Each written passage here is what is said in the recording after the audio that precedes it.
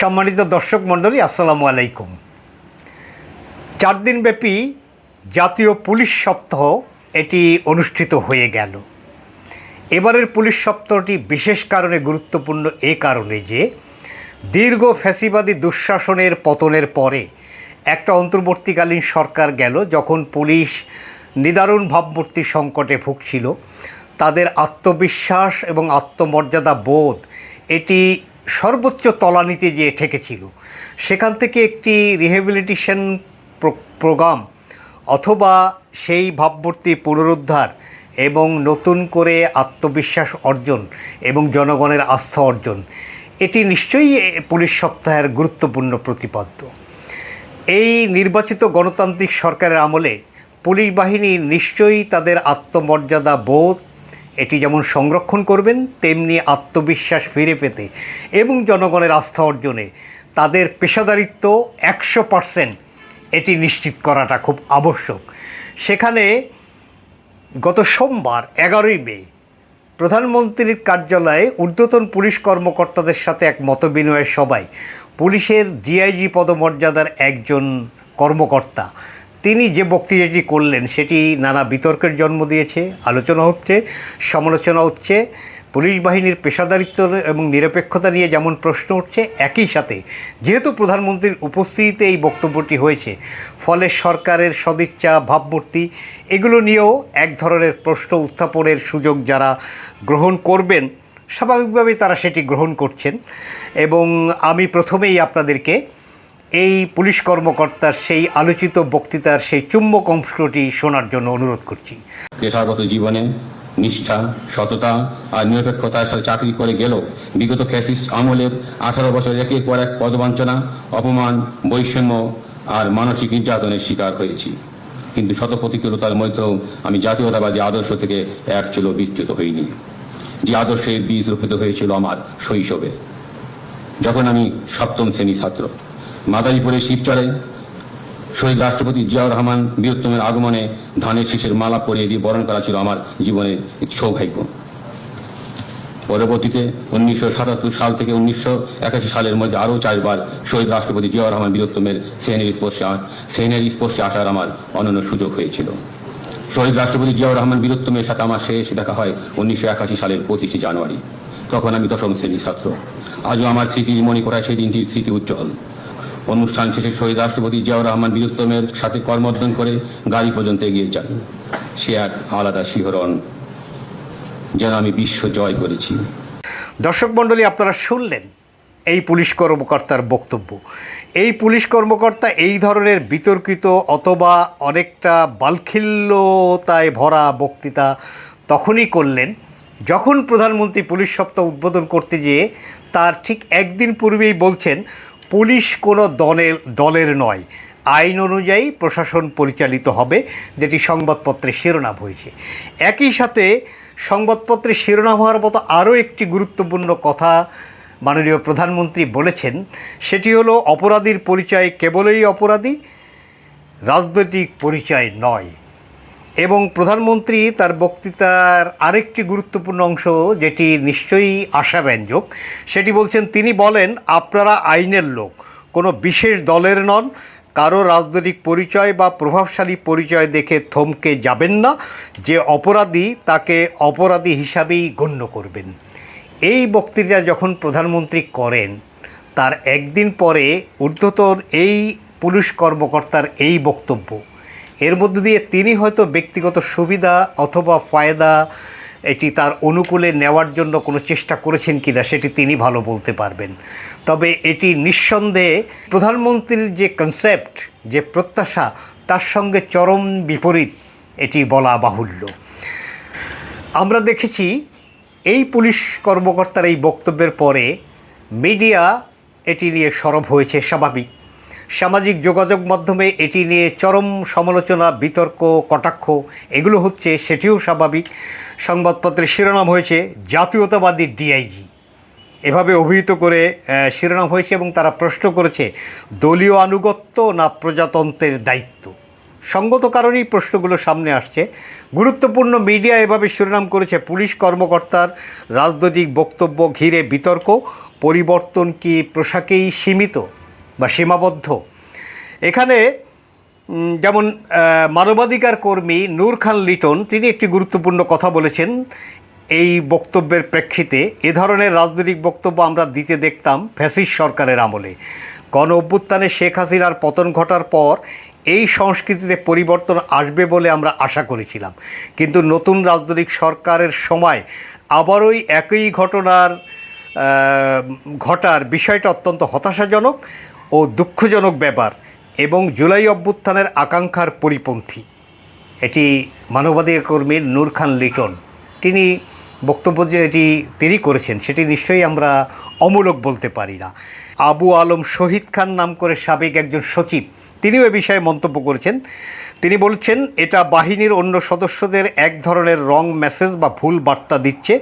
এটা পুলিশকে নিরপেক্ষ বাহিনী হিসেবে গড়ে তোলার যে প্রচেষ্টার কথা সরকার বলছে সেই প্রক্রিয়াকে বাধাগ্রস্ত করবে।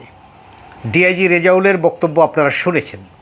তিনি সেখানে অত্যন্ত অপ্রাসঙ্গিকই বলবো আমি, অসঙ্গতভাবে ঢাকা বিশ্ববিদ্যালয়ে পড়ার সময় তিনি জাতীয়তাবাদী ছাত্রদলের রাজনীতির সঙ্গে জড়িত ছিলেন এটি বলেছেন।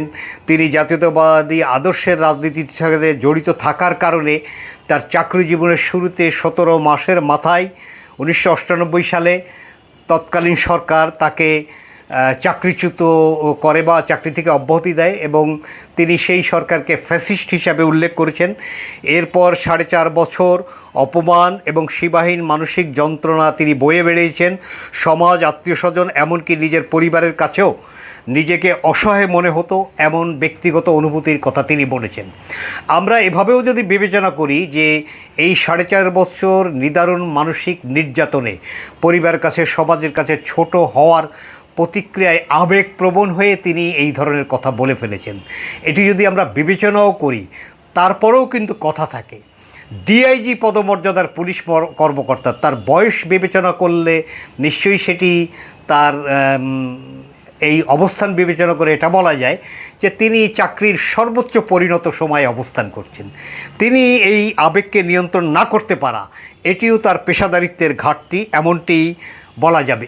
এছাড়া তিনি এভাবেও দাবি করছেন যে তার জীবনের কঠিন সময় সাবেক প্রধানমন্ত্রী খালেদা জিয়ার আশ্বাস এবং স্নেহ তাকে নতুন করে বেঁচে থাকার শক্তি দিত এবং তিনি তার বক্তৃতার সময় প্রয়াত প্রধানমন্ত্রীকে মাদার অফ ডেমোক্রেসি বলেছেন, আপসহীন দেশনেত্রী হিসেবে উল্লেখ করেছেন, মুসলিম বিশ্বের প্রথম প্রধানমন্ত্রী হিসেবে উল্লেখ করেছেন। এই যে বক্তৃতার এই ভাষাগুলো সাধারণত যারা বিএনপির রাজনৈতিক কর্মী তারা হয়তো কোনো অনুষ্ঠানে এভাবেই অ্যাড্রেস করেন। একজন ঊর্ধ্বতন পুলিশ কর্মকর্তা পুলিশের একটি প্রাতিষ্ঠানিক সরকারি অনুষ্ঠানে এই শব্দগুলো উল্লেখ করে তার দলীয় আনুগত্য প্রকাশের যে চেষ্টা তিনি করেছেন সেটি নিঃসন্দেহে বিতর্কর জন্ম দেবে এবং জন্ম নিশ্চয়ই দিয়েছে। এবং এই অনুষ্ঠানে তৎকালীন সময় প্রধানমন্ত্রী ছাড়াও স্বরাষ্ট্রমন্ত্রী জনাব সালাউদ্দিন আহমেদ, স্বরাষ্ট্র সচিব মঞ্জুর মোর্শেদ চৌধুরী এবং আইজিপি অর্থাৎ পুলিশের মহাপরিদর্শক মোহাম্মদ আলী হোসেন ফকির তারা উপস্থিত ছিলেন।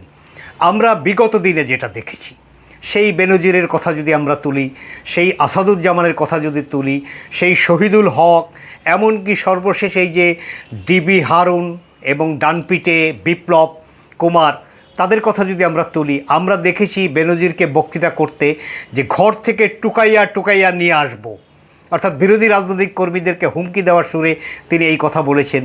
আমরা বিপ্লব হারুনদেরকে দলীয় ঠ্যাঙ্গাড়ে বাহিনী হিসাবে কিভাবে তাদের রোল প্লে করতে দেখেছি। এই কথাগুলো যখন আমাদের মাথায় আছে এবং সেখান থেকে যখন আমরা 24-এর গণ অভ্যুত্থান পরবর্তী সময়ে নতুন একটি দিগন্তের দিকে আমাদের যাত্রা, তখন কোনো পুলিশ কর্মকর্তার এইভাবে দলীয় আনুগত্য প্রকাশের এই ভাষা নিঃসন্দেহে আমরা গ্রহণ করতে পারি না। আমরা দেখেছি পুলিশের পোশাক পরে দলীয় জনসভায় বক্তৃতা করছেন এবং কর্মকর্তারা নৌকার পক্ষে ভোট চাচ্ছেন। সুপ্রিম কোর্টের একজন জ্যেষ্ঠ আইনজীবী মঞ্জিল মোর্শেদ তিনি নানা অসঙ্গতির বিষয়ে নানা সময়ে তিনি যথেষ্ট সোচ্চার কণ্ঠ, তিনি যেভাবে বলছেন ওই বিগত দিনের পুলিশের ওই সমস্ত কাহিনীর পরিপ্রেক্ষিতে ওইসব নানান ঘটনায় আওয়ামী লীগ সরকার ও পুলিশ প্রশাসনের প্রতি সাধারণ মানুষ ধীরে ধীরে ক্ষিপ্ত হয়ে ওঠে, যার বহিঃপ্রকাশ আমরা দেখেছি 5ই আগস্টের গণঅভ্যুত্থানে। তিনি সত্যিই বলেছেন, 5ই আগস্টের গণঅভ্যুত্থানের পূর্ব মুহূর্তে এবং পরবর্তীতে পুলিশের প্রতি জনরোষ যেটি আমরা দেখেছি, জনগণের আক্রোশ যেটি দেখেছি, সেটি শুধুমাত্র একটা ঘটনা বা একটা প্রতিক্রিয়া না, দীর্ঘদিনের পুঞ্জীবিত ক্ষোভের অত্যন্ত মানে কি বলা যায় যে অত্যন্ত কটু উদগ্র একটা প্রকাশ আমরা দেখেছি, যেটি স্বাভাবিকভাবে মানবিকতাও অনেক ক্ষেত্রে প্রশ্নবিদ্ধ হয়েছে। মানবাধিকার কর্মী নূর খান লিটন আরও বলেন, গণ অভ্যুত্থানের পর পুলিশকে নির্দলীয়, নিরপেক্ষ এবং জনবান্ধব বাহিনী হিসেবে গড়ে তোলার যে গণদাবি উঠেছিল, সেটি বাস্তবায়নের ক্ষেত্রে সোমবারের এই ঘটনা অর্থাৎ ডিআইজি রেজাউল মল্লিকের এই বক্তৃতার এই ঘটনা নিঃসন্দেহে এটি একটি গুরুত্বপূর্ণ অশনি সংকেত। এটি নূর খানের বক্তব্য। ফলে আপনার এই আলোচনা সমালোচনাগুলো আমরা বিশ্বাস করি সরকার এবং সংশ্লিষ্ট মহল তারা আমলে নেবেন এবং দ্রুত এ ব্যাপারে প্রয়োজনীয় পদক্ষেপ নেবেন। এক্ষেত্রে অনেকেই বলছেন যে ডিআইজি রেজাউল মল্লিক যখন এই বক্তৃতা করেন তখন তাকে অর্থাৎ আইজিপি তিনি থামাতে পারতেন, স্বরাষ্ট্র সচিব তাকে থামাতে পারতেন, স্বরাষ্ট্রমন্ত্রী থামাতে পারতেন, এমনকি কেউ কেউ বলছেন প্রধানমন্ত্রীও তাকে থামিয়ে দিয়ে একটি নজির স্থাপন করতে পারতেন। আমি প্রধানমন্ত্রীর ওই পর্যায়ে হস্তক্ষেপ করে তার বক্তৃতা থামিয়ে দেওয়া, এটিকে প্রধানমন্ত্রীর পদমর্যাদার সাথে শোভন আচরণ এরকমটি আমি ব্যক্তিগতভাবে মনে করছি না। তবে বাকি তিনজন এর কথা যেটি উঠছে সেটি নিশ্চয়ই তারা বিবেচনায় করতে পারতেন, এই তাকে থামিয়ে দেওয়া এবং তাকে সতর্ক করা। তাহলে যেটি হতো, পুলিশের অন্যান্য বাহিনীর মধ্যে যারা এই ধরনের রাজনৈতিক সম্পৃক্ততার কথা উল্লেখ করে সুবিধা নিতে চাইবেন বলে মনে মনে ইচ্ছা পোষণ করেন, অথবা রেজাউল করিম এটা করে ফেলেছেন বলে ভবিষ্যতে কেউ উৎসাহী হতে পারেন, সেই প্রবণতা অন্তত অবদমিত হতো। আমরা এক্ষেত্রে নিশ্চয়ই উল্লেখ করতে চাই, সরকারি কর্মচারীদের রাজনৈতিক কর্মকাণ্ডে অংশ নেওয়ার বিষয়ে স্পষ্ট বিধিনিষেধ রয়েছে সরকারি কর্মচারী আচরণ বিধিমালায়। বিধিমালার 25 নম্বর ধারায় বলা হয়েছে, কোনো সরকারি কর্মচারী কোনো রাজনৈতিক দলের বা তাদের অঙ্গ সংগঠনের সদস্য হতে পারবেন না, রাজনৈতিক কর্মকাণ্ডে কোনোভাবে যুক্ত হতে বা কোনো প্রকারে অংশগ্রহণ বা সহযোগিতা করতে পারবেন না। সেখানে আরও বলা হয়েছে, কোনো সরকারি কর্মচারী আইন পরিষদ নির্বাচনে কোনো প্রকার প্রচারণা অথবা কোনোভাবে হস্তক্ষেপ বা প্রভাব প্রয়োগ অথবা অংশগ্রহণ করতে পারবেন না। কেউ এসব বিধি ভঙ্গ করলে তার বিরুদ্ধে ওই বিধিমালা অনুযায়ী, সরকারি কর্মচারী আচরণ বিধিমালা অনুযায়ী তার বিরুদ্ধে উপযুক্ত শাস্তিমূলক ব্যবস্থা গ্রহণ করা যাবে। প্রশ্ন হলো, রেজাউল করিমের বিরুদ্ধে কোনো কিছু গ্রহণ করা হয়েছে কিনা? হ্যাঁ, আমরা একটু তথ্য পেয়েছি, আমি একটু পরেই বলি।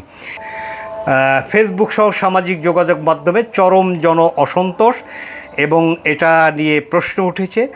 আবার কেউ কেউ রেজাউল করিমের বিগত দিনের তার যে প্রতি যে অনাচার হয়েছে, তিনি যে নিবর্তনের শিকার হয়েছিলেন, একজন সৎ কর্মকর্তা হিসেবে তার পরিচিতি আছে এবং তিনি দক্ষতার প্রশ্নেও বেশ ভালো, তার একাডেমিক এবং প্রশাসনিক যে ক্যারিয়ার সেটাও উজ্জ্বল, ফলে তার প্রতি সহানুভূতি দেখেও আবার কেউ কেউ তার পক্ষ অবলম্বনও সামাজিক যোগাযোগ মাধ্যমে করেছেন। তবে আমরা এই সব ধরনের প্রতিক্রিয়াকে সরকারকে বলবো, স্বরাষ্ট্র মন্ত্রণালয় বলবো, আমল নিয়ে নিশ্চয়ই একটি ভারসাম্যমূলক ব্যবস্থা অবশ্যই গ্রহণ করবেন। এবং সেক্ষেত্রে আমরা দেখেছি যে ইতিমধ্যে একটা কথা আমরা শুনছি যে একজন এই সরকারের শীর্ষ পর্যায় থেকে এই রেজাউল করিম এবং আরও একজন ডিআইজিকে ইতিমধ্যে সতর্ক করা হয়েছে এবং পুলিশ প্রশাসন থেকেও এই কথা তাদের মুখপাত্র বলেছেন যে তারা এই বিষয়টি আমল অযোগ্য মনে করছেন না, তারা আমলে নিয়েছেন। আমি সর্বশেষ আমার আলোচনা শেষ করতে চাই। আমরা বিশ্বাস করি যে মাননীয় প্রধানমন্ত্রী তিনি এই ধরনের কথায় সহজেই বিগলিত হবেন এবং সেই অনুযায়ী একজন পুলিশ কর্মকর্তা তার ন্যায্য প্রাপ্যর বেশি তারেক রহমান সাহেবের কাছে পাইতে চেষ্টা করলেই সফল হবেন। অন্তত তারেক রহমানকে এই কয়দিনে যেটি দেখা গেছে সেটি কোনো কারণেই সম্ভব না বলে আমাদের কাছে বিশ্বাস।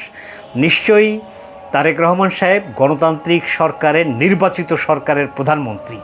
তার কমিটমেন্ট জনগণের কাছে জনসেবা নিশ্চিত করা, পুলিশের নিরপেক্ষ ভাবমূর্তি নিশ্চিত করা, রাষ্ট্রীয় সেবায় পুলিশ যাতে সম্পূর্ণ পেশাদার বাহিনীর মতো আচরণ করে সে বিষয়ে তার সদিচ্ছার কথা তিনি বারবারই ব্যক্ত করছেন এবং করেছেন, পুলিশ সপ্তাহ করেছেন।